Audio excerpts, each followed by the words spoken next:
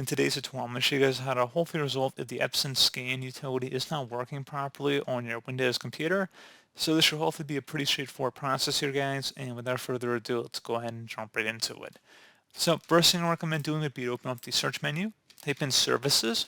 Best match should come back with services. Go ahead and open that up. You want to go down to the Windows Image Acquisition service, and you want to go ahead and double click on it.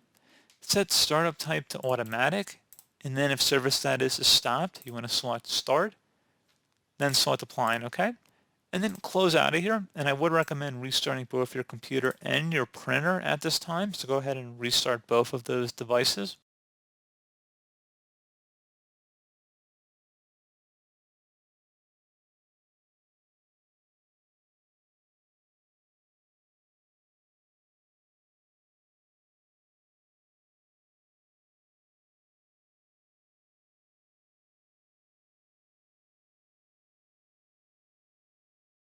And then if you're still having a problem, open up the search menu and type in troubleshoot. Best match should come back with troubleshoot settings. Go ahead and open that up. On the right side, underneath options, you want to select other troubleshooters. And then underneath most frequent, select the printer troubleshooter. I noticed this actually fixes quite a few problems you might be having with your printer. It's worked for me plenty in the past with these troubleshooting utilities. I had a comment recently from someone who says that the troubleshooters never work for them. Well, that's not necessarily true for me at least, because it does a lot of things that you'd have to do manually, and it can just kind of troubleshoot a lot of things at the same time. You can pretty much do everything that these troubleshooters are doing manually, but it's a much quicker and easier tool just to do it all in one. That's basically why we're running these troubleshooters in most of these tutorials, but just if anybody was curious. But anyway, underneath troubleshooting could identify the problem. Go ahead and close out of here. Something else you can try here as well is to use a third-party scanner. So I'm going to have a link in the description of the video to a utility that I use, and it's a free open source application here. It's called NAPS 2, not another PDF scanner 2. That's what it stands for here.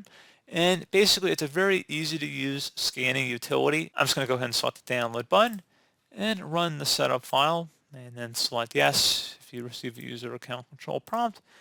Basically, it's just, sometimes easier than some of these third-party. It's sometimes better than some of the manufacturer tools. They don't bundle a bunch of other programs with it. They don't make you create an account to use it. It's just all these companies want all your information nowadays. So, I like open source stuff when possible. Quite often it actually is better than the manufacturer stuff.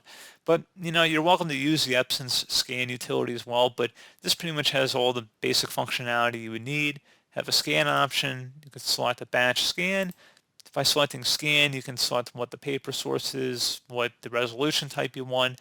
And once you start scanning, you can add new pages, you can reorder pages as well on a PDF and then print. You can email the PDF or save images as a PDF or as another file format type.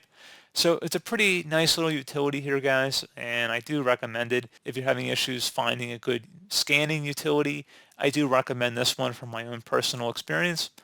Pretty straightforward process, guys. I do hope I was able to help you out, and I do look forward to catching you all in the next tutorial. Goodbye.